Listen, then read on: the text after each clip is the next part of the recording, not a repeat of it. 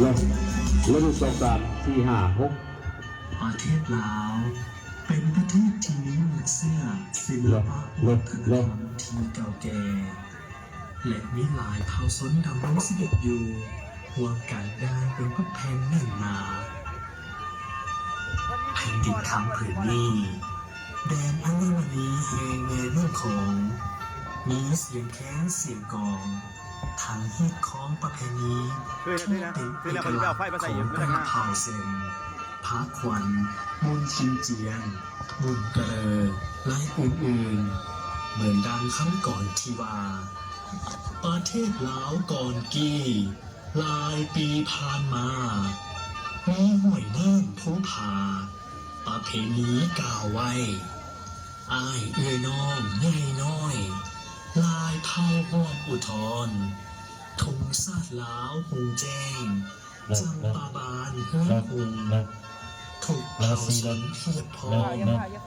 น้ำภาษาพัฒนา เป็นสัญลักษณ์บอกไว้ภาษาเสื้อซาดลาวจิตใจขาวแจ่มแจ้งฮีดของที่สูงทรงหูสูงและไอทั่วแคว้นแดนลาวจำป่าเอ่ย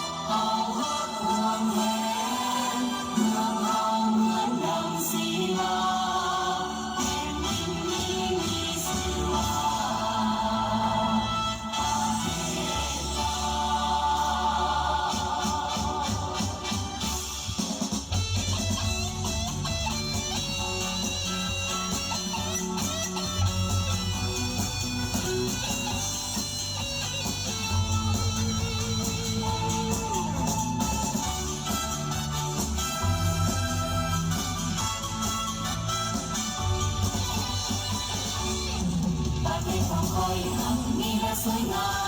มเป็นแผ่นดินความงามล้ำสะดุดตา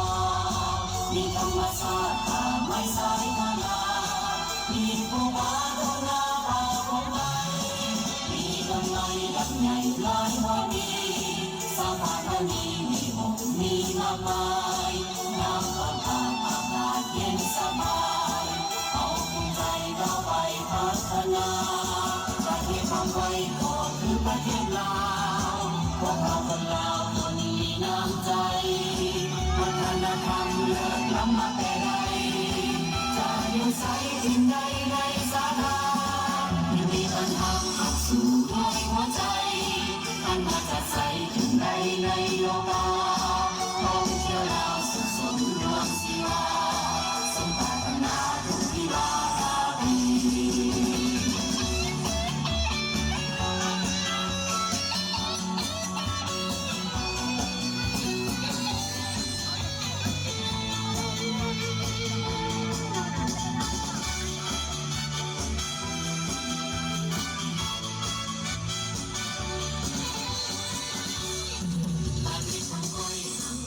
สวยงามเป็นแผ่นดินทองงามล้ำสะดุดตามีธรรมชาติป่าไม้สายงามมีภูผาดงนาป่าของไม้มีต้นไม้ลำใหญ่หลายร้อยปีสังพันธนีมีหงมีมากมายน้ำต้นตาอากาศเย็นสบายเอาภูมิใจก้าวไปพัฒนาประเทศของไทยก็คือประเทศลาว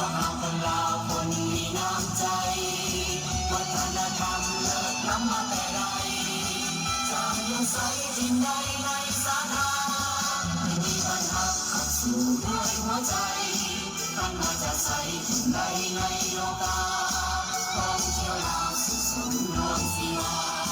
สมปรารถนาทุกที่ราคาดี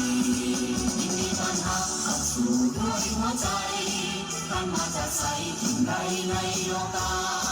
ท่องเที่ยวลาวสุขสมรวมศิลาสมปรารถนา